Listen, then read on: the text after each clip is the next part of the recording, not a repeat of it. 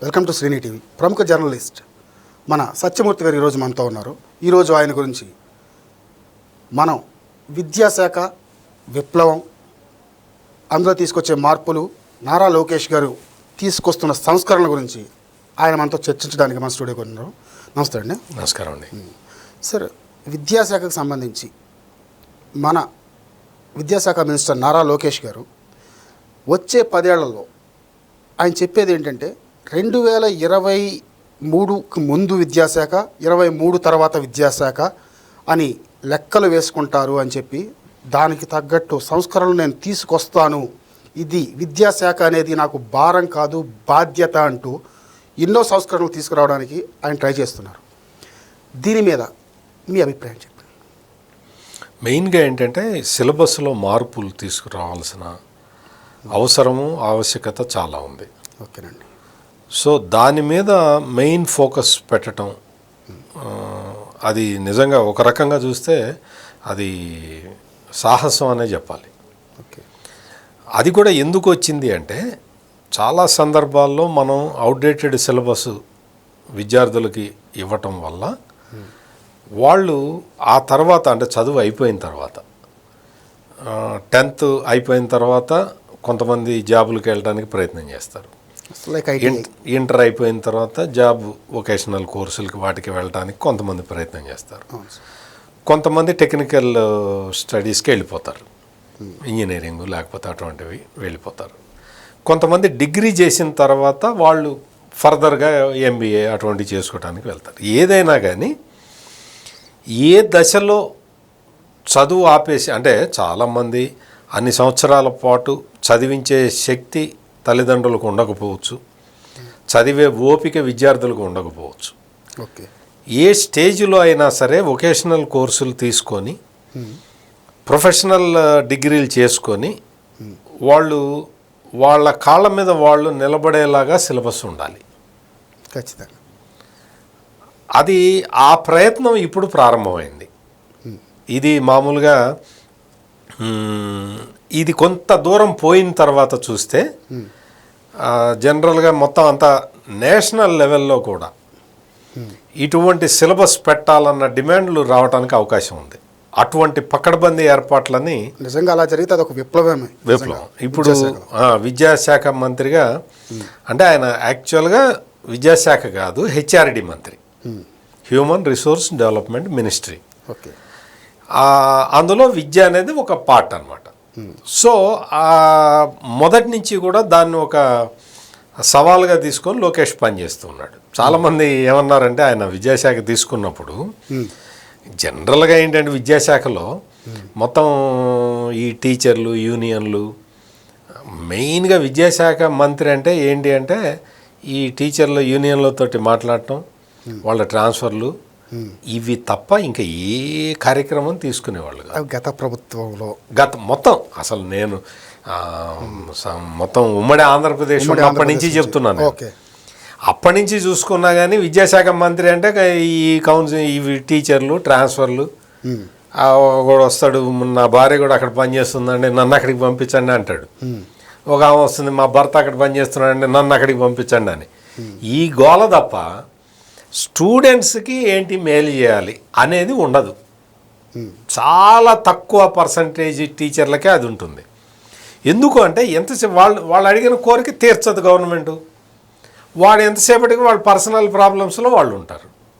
ఇప్పుడు అట్లా కాకుండా ఒక సిస్టమ్ పెట్టేసి ఈ ట్రాన్స్ఫర్ల గొడవన్నీ ఆటోమేటిక్గా జరిగేలాగా చేశారనుకోండి, ఆ సమస్య పోతే విద్యార్థుల మీద కాన్సన్ట్రేట్ చేస్తారు.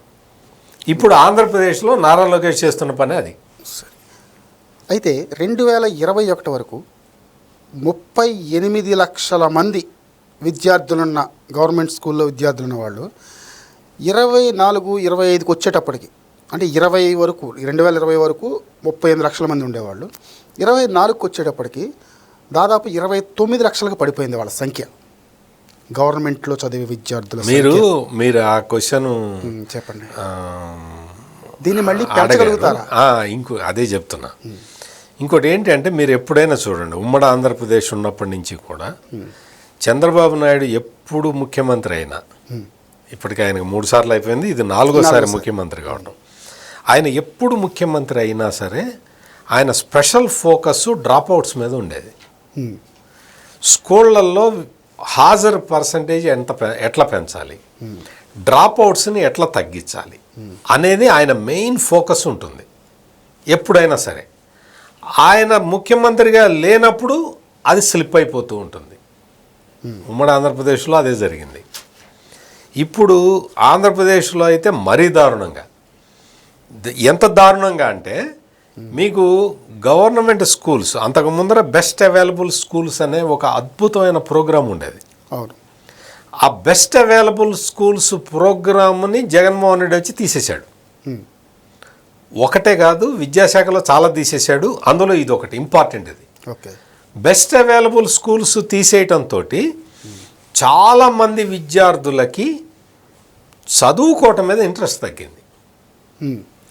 దాంతో గవర్నమెంట్ స్కూల్స్లో డ్రాప్అవుట్స్ పెరిగిపోయారు. డ్రాప్అవుట్స్ అక్కడ పెరగటమే, అక్కడ సంఖ్య ఎక్కువ కావటమే కాకుండా ప్రైవేటు స్కూళ్ళు మూతపడ్డాయి. కరోనా కారణం కావచ్చు, లేకపోతే రాష్ట్ర ప్రభుత్వ విధానాలు కావచ్చు. ఈ 3, 4, 5 తరగతులు తీసుకెళ్లి ఉన్నత పాఠశాలలో కలపటం, అటువంటి కొన్ని నిర్ణయాలు, బెస్ట్ అవైలబుల్ స్కూల్స్ తీసేయటం, స్కూల్స్ మెర్జీ చేయటం, ఇవన్నీ ఎవ్వడు చెయ్యడు, జగన్మోహన్ రెడ్డి చేశాడు. అందుకే బిరుదిచ్చారు తుగ్లక్ అని. ఎందుకు అంటే చదువు దాని విలువ తెలిసిన వాడు మంత్రిగానో ముఖ్యమంత్రిగానో ఉంటే దానికి సంబంధించిన నిర్ణయాలు తీసుకుంటారు. నీకు అవేవి లేకపోతే అట్లాగే ఉంటుంది. అసలు జగన్మోహన్ రెడ్డి టైంలో బాగా గమనించాల్సిన విషయం ఏంటంటే ప్రైవేట్ స్కూల్స్ మూతపట్టం. ఎక్కడైనా గవర్నమెంట్ స్కూల్స్ని గవర్నమెంట్ మూసేస్తుంది కానీ ప్రైవేట్ స్కూల్స్ మూయరు. అటువంటిది ఆంధ్రప్రదేశ్లో ప్రైవేట్ స్కూల్స్ కూడా మూతపడ్డాయి. ఈ పరిస్థితుల్లో మొత్తం అంతా కూడా విద్యా వ్యవస్థ ఒక స్టాండ్ స్టిల్కి వచ్చేసింది. దాని నుంచి టేకాఫ్ చేయాలి అంటే చాలా it is an Herculean task అంటారు దాన్ని, చాలా కష్టసాధ్యమైన విషయం. అటువంటిది నారా లోకేష్ ఆ మంత్రి పదవి తీసుకుంటే చాలామంది అన్నారు నారా లోకేష్ ఫెయిల్ అయిపోతాడు, ఖచ్చితంగా ఇది చాలా కఠినమైనది, చెయ్యలేడు, ఎందుకంటే అది పద్ధతి అది సాధ్యమయ్యే పని కాదు అని. కానీ ఆయన మరి ఆ టేకప్ చేసిన విధానము, ఆ తర్వాత మెల్లిగా ఆఫీసర్లని మీరు గమనించండి. నారా లోకేష్ ఎప్పుడు కూడా ఫీల్డ్ విజిట్స్కి ఎక్కువ వెళ్తూ ఉన్నాడు. టీచర్స్ యూనియన్స్తో కాకుండా టీచర్స్ తోటి డైరెక్ట్గా మాట్లాడుతున్నాడు, డైరెక్ట్గా స్టూడెంట్స్ తోటి మాట్లాడుతూ ఉన్నాడు. నారా లోకేష్ సాధించిన ఘన విజయం ఏంటి అంటే with in a span of 6 months మొత్తం ఆంధ్రప్రదేశ్ వ్యాప్తంగా ఉన్న అన్ని ప్రభుత్వ పాఠశాలల్లో పేరెంట్ టీచర్ మీటింగ్ పెట్టాడు. అవునండి. మామూలుగా పేరెంట్ టీచర్ మీటింగ్ అంటే అదే ప్రైవేటు స్కూళ్ళల్లో జరుగుతుంది. అవును, అంతే తప్ప ఎక్కడా కూడా గవర్నమెంట్ స్కూళ్ళల్లో జరగదు. అటువంటిది ఒక కొత్త కాన్సెప్ట్ దేశం మొత్తం ఒక ఆంధ్రప్రదేశ్ వైపు చూసింది. నారా లోకేష్ ఏం పని చేస్తున్నాడని మొత్తం రాష్ట్ర వ్యాప్తంగా ఒకే రోజు అన్ని స్కూళ్ళల్లో పేరెంట్ టీచర్ మీటింగ్ పెట్టడం అంటే అది మామూలు వ్యక్తులు చేసే పని కాదు. స్టూడెంట్స్తో ఇంటరాక్షన్ కూడా నారా లోకేష్ గారు మన తిరుపతి వెళ్ళినప్పుడు మాట్లాడారు. నిజంగా స్టూడెంట్స్ ఆయన మాట్లాడే ప్రతి మాటని కూడా నార్మల్గా ఎవరైనా చెప్తుంటే స్టూడెంట్స్ పట్టించుకోరు, సాధారణంగా వాళ్ళలో వాళ్ళు మాట్లాడుకుంటే ఇంకోటని. బట్ నారా లోకేష్ గారు మాట్లాడుతుంటే చెవులు రిక్కించి విన్నారు. ఆయన ఎలాగా బెస్ట్ ఒక విషయం కూడా చెప్తా. ఒక చిన్న పిల్లాడు నార్మల్గా కొన్ని రాజకీయ పార్టీలు ఉంటాయి, పిల్లలకు కూడా కండవాలేసి మెళ్ళ జెండా పెట్టి తిప్పుతూ ఉంటాయి. ఒక చిన్న పిల్లాడు పాదయాత్రలో టీషర్ట్ వేసుకుంటే, తెలుగుదేశం పార్టీ టీషర్ట్ వేసుకుంటే అక్కడక్కడ టీషర్ట్ ఇప్పి పేరెంట్స్ పిలిచి ఎప్పుడు అలా చేయకండి, అతను చదువుకోవాలి, చదివించండి అని చెప్పాడు. ఇలాగా ఏ రాజకీయ నాయకుడు కూడా చెప్పిన సందర్భం ఇప్పటి వరకు లేదు ఆంధ్రప్రదేశ్లో అంటాను. ఇక్కడ ఇంకొక విషయం ఏంటంటే స్టూడెంట్స్ని చాలా వాళ్ళు they are the valuable assets of the state. అంటే రాష్ట్రానికి వాళ్ళు ఒక మానవ వనరులు. అవును. అటువంటి మానవ వనరులని మనం ఎంత అపురూపంగా చూసుకుంటే మొత్తం రాష్ట్ర భవిష్యత్తు దేశ భవిష్యత్తు అంత బాగుంటుందనేది ఇప్పుడు ప్రస్తుతం లోకేష్ తీసుకున్న స్లోగన్. అందుకనే ఇప్పుడు సిలబస్ని మొత్తం రివైజ్ చేయటం, రీవ్యాంప్ చేయటం, స్కూల్స్లో స్కూల్ వ్యవస్థని, పాఠశాల వ్యవస్థని దాన్ని మార్పులు చేయటం, వీటన్నిటితో పాటు టీచర్ల మీద ఇప్పుడు మీరు చూడండి, గతంలో జగన్మోహన్ రెడ్డి ముఖ్యమంత్రిగా ఉన్నప్పుడు టీచర్లను తీసుకెళ్ళి మందు షాపుల దగ్గర వేశాడు. అది అసలు ఊహించని పరిణామం. ఆ తర్వాత టీచర్లకి మెయిన్ జాబ్ ఏంటో తెలుసా? జగన్మోహన్ రెడ్డి ముఖ్యమంత్రిగా ఉన్నంతసేపు చెప్పండి, బాత్రూములు ఫోటోలు తీయటం. ఈవెన్ రీసెంట్ అసెంబ్లీలో లోకేష్ గారు చెప్పారు, అది నేను రిమూవ్ చేశాను, అన్నిటికి కలిపి ఒక్కటే సింగిల్ యాప్ నేను తీసుకొస్తాను అని. బాత్రూములకి ఫోటోలు తీయటం అవన్నీ టీచర్లు చేయాల్సిన పనులా?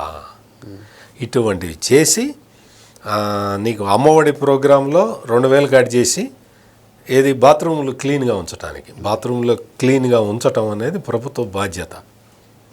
తల్లిదండ్రులు ఎందుకు పెనాల్టీ వేస్తున్నావు? వేశాడు జగన్. ఇక్కడ ఏంటి అంటే మొత్తం ఈ విద్యా వ్యవస్థలో సరిదిద్దాల్సినవి చాలా ఉన్నాయి. చాలామంది గతంలో పనిచేసిన విద్యామంత్రులు వాళ్ళకి ఎక్కడి నుంచి మొదలు పెట్టాలో తెలియక అసలు మొదలు పెట్టలేదు. అటువంటిది లోకేష్ ఒక్కొక్క చోట సెలెక్ట్ చేసుకొని మొదలు పెడుతూ ఉన్నాడు. దాని రిజల్ట్ బాగా కనపడుతూ ఉన్నది. మీకు ఈ సోషల్ వెల్ఫేర్ హాస్టల్స్ వాటిట్లో కూడా ఇప్పుడు ఒక రకమైన చైతన్యం వచ్చింది.